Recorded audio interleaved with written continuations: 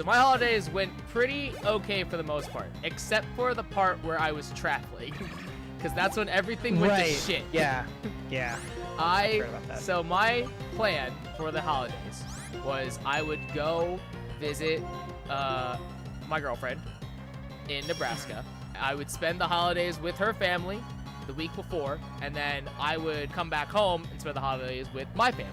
That was the plan. My flight was Friday the 16th. I go to the airport, and while I'm waiting to board my flight, the flight gets delayed. It was from Columbus to Chicago, and Chicago to Nebraska. Okay, I'm sitting in Columbus at the airport, waiting for my flight to come in. It keeps getting delayed. And so at one point I get kind of nervous, and I go up to the counter and I go, hey, I have a connection at, I think it was like 7:30 or 8:30. Am I gonna make it? Because we're supposed to get in at like 7 something. I think my connection was at 7:10, and we were supposed to get in at like 7:15. And I'm like, hey, are we gonna make my connection? Or do I need to like rebook? And the guy's like, oh yeah, we'll totally make it. Just know we're gonna get there at like 6:45. You'll have plenty of time to make your connection. And I go, you're sure? He goes, oh yeah, totally, no problem. I go, okay. And so what happens is we get in at 7:45. I have missed my connection, so I have to get rebooked. And I'm like, okay, what happens here? The rebooking agent is like, we don't have any more flights for tonight. So the next flight that we have is from Chicago to Detroit, and then Detroit to Nebraska. I think it was at like 8 o'clock in the morning. And I'm like, so do I get like are you gonna put me in a hotel, or like what happens? And they're like, well, unfortunately your flight got delayed due to weather, and since we can't control the weather, we're not responsible, and we don't have to compensate you for anything. And I'm like, what? So I'm just here in the Chicago airport for the night? And I'm like, yeah, pretty much. And I'm like, what the fuck? All right, well, I guess I'll just be here at night then. I'll just stay. Yeah. If they cancel a flight due to any reason, they should be compensating you. Yeah, but because it's weather and they can't control the weather, they're not responsible. That was the problem, which was really awkward too, because of the fact that I then had to text my girlfriend and be like, hey, I'm not gonna get in tonight, which means that, and I was flying into Omaha specifically, which is 2 hours away from where she lives. So she, like, it was her and her mom were supposed to pick me up, and so I had to message them, and I said, hey, I'm stuck in Chicago. The next flight is tomorrow morning, and I'm not gonna get in until tomorrow afternoon. And she's just like, so like, I'm sorry, but you just drove 2 hours for nothing, and now you have to drive 2 more hours back home. Yeah, now it's 4 hours. Yeah, and then she has to come back the next day, which is 6 hours. And okay, so here's the thing. The flight to Detroit to Omaha was through Delta. I flew American Airlines, but because American Airlines didn't have any more flights, or none, like all the flights that American Airlines had for Saturday were all like either in the afternoon or at night. So I wouldn't get into Nebraska until like at least 5 p.m. at least. And so there was this Delta flight. I think it was gonna leave at 6:30 in the morning. I get into Detroit. I stay in Detroit for 4 hours, and then I leave Detroit, I think at like noon, or something like that, and then I get into Omaha at like 3 p.m. So that was the plan. And then while they're booking the ticket, because American Airlines has to put me on Delta now, while they're booking the ticket, there are several employees that are trying to help the agent that's helping me, and there are several of them that just goes, wait, so what airline is he flying now? And they're like, he's flying Delta. And they go, can he do that? And I'm like, what do you mean, can I do that? You tell me. And he's like, what do you mean? And he's like, well, sometimes Delta doesn't like let you fly their airline if you don't book through them originally. And I'm like, what the fuck does that mean? And they're like, well, like, rumor has it is that because like we can put you on their list, but we can't officially book you onto the airline. What you have to do is you will have to go to the Delta check-in counter, which is at a separate terminal in Chicago. Meaning that I have to leave the airport essentially and then go back into the airport at 4:30 in the fucking morning. And even then Delta can just be like, yeah, sorry, we're not gonna put you on our flight, go fuck yourself. And I'm just like, what? Because we're Delta The Airlines, airlines. and life is a fucking Yeah, nightmare. and I was just like, what do you Oh, God. fucking mean? They're like, so I'm like, so what's the plan here? What happens now? And they're like, all right, so here's the plan. You're gonna spend the night at the Chicago airport. And the staff was really, the American Airlines staff was really nice about it too. They're just like, listen, you're gonna spend the night in the Chicago airport. Go to Terminal 1. They have really nice couches there. They have outlets and stuff like that. Like, that's like the best that we can absolutely do. But what you're gonna have to do is at 4:30 in the morning, you're gonna have to go to Terminal 5, which is a separate terminal, and go to the Delta desk and see if they can put you on their flight. And I'm like, and if they don't, and they're like, well, then you're gonna have to come back to American Airlines and we'll go from there. And I'm just like, what the? Okay, sure, fine, fuck it, sure. So I spend the night at the Chicago airport. I go to Terminal 5. I go to the Delta counter, and there is a super, super, super long line of people waiting to get. Probably like, pissed because they yeah. have to go through Delta. I got to Delta at 4. I waited in line for an hour and a half just so I can get to the front of the line. Finally get to the front. I talk to the agent and I go, hi, I flew American Airlines. I missed my connection. I got rebooked onto Delta and I need to get onto the Delta flight that leaves at 6 o'clock this morning. And she's like, okay, can I see, like, do you have a license? Do you have your ID? And I go, yeah, it's right here. I also have like an itinerary thing, like an itinerary receipt that American Airlines gave me to give to you guys. And she's like, okay, let me, search our database and see what I can do for you. And she's looking through the thing, and she's like, we can't find your name in our system. And I go, what do you mean you can't find my name in your system? And she's like, you're not here. American didn't put you in our system, so you don't have a ticket for the flight. And I'm like, what do you mean? Which is the whole I don't have thing in the first place. Yeah, I'm like, what do you mean? And she's like, they know. The lady was like, yeah, American didn't push you, and they know American knows that to put you on Delta, they have to do like all these other steps, and they didn't do any of that. And I'm like, so what happens now? And she's like, you're gonna have to go back to American, and you're gonna have to, figure something else out. And What the as I'm about to like mentally prepare, because again, it's 5:30 in the morning. As I'm like about to mentally prepare myself for the trek back to American, the Delta agent goes, wait, hold on. I have one thing that I might be able to do to help you out. And she turns to her colleague, and she's like, hey, can you help this guy out, because I can't find his name in the system. And she's like, yeah, sure, I'll help him. So I go to her station. I tell her the exact same thing, like, hey, I need to I missed my flight to American. I got put on Delta. I need to get on this the next flight to Detroit to Omaha. And she goes, okay, let me see what I can find here. I found him. He's right here. And I'm like, oh, thank God. All right, cool, awesome. And like, I exist. I'm celebrating. The other Delta agent is celebrating, and the Spanish woman goes, wait, hold on. Let's not get ahead of ourselves, because you're in the system, but American's still fucked up, technically speaking. And I go, what do you mean they technically still messed up? And she goes, American, yes, they put you in our system, but what American needed to do was they needed to prioritize your ticket, so that way you basically got first claim on, whatever seat that we can find for you. But they didn't do that. So you're basically in the same lot as everyone else trying to get a ticket, potentially. And I go, okay, well, can you, like, fix that? And she goes, yeah. I'll see what I can do, and we'll try to fix that. She goes, okay, you're on the flight from Chicago to Detroit, then Detroit to Omaha. Here's your boarding pass.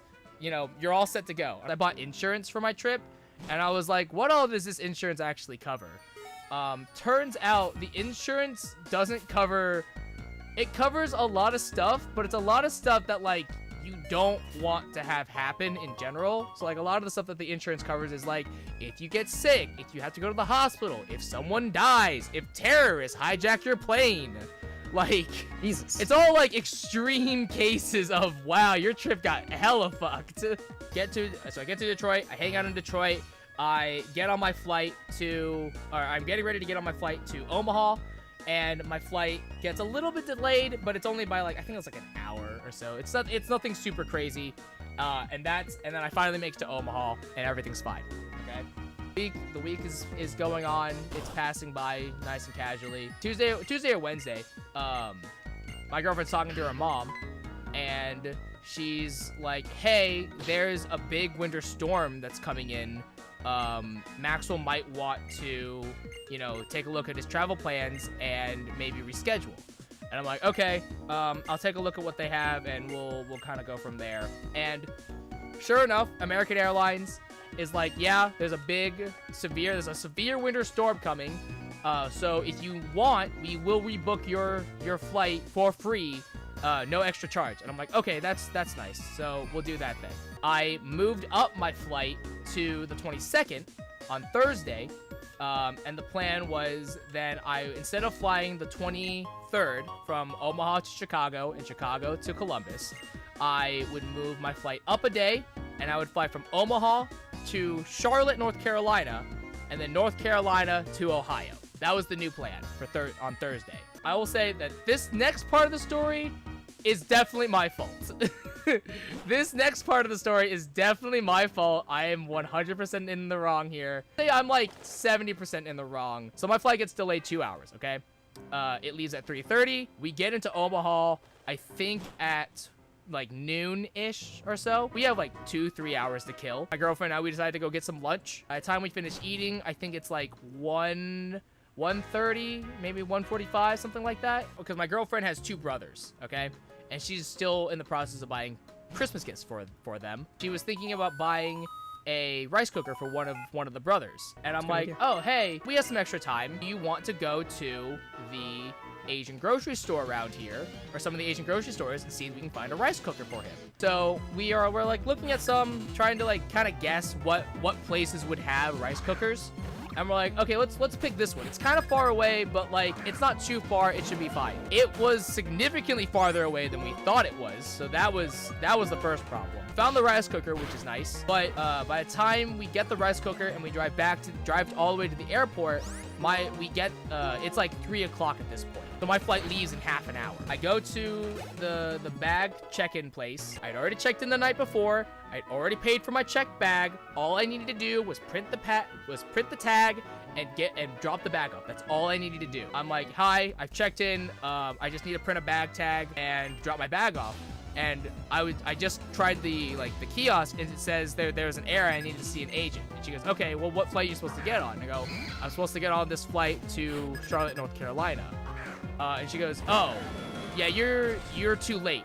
And I go, what do you mean that I'm too late? And she's like, well, the flight leaves in half an hour, so we can't take your bag. Because there's no time. But I paid for the bag. I just need to print the tag. And she's like, yeah, there's no time. We won't have time to put it onto the flight because it leaves in half an hour. And I'm like, okay, so what happens now? Well, we're gonna have to rebook you. Best that we can do is we can fly you to Dallas, Fort Worth, tonight at 7.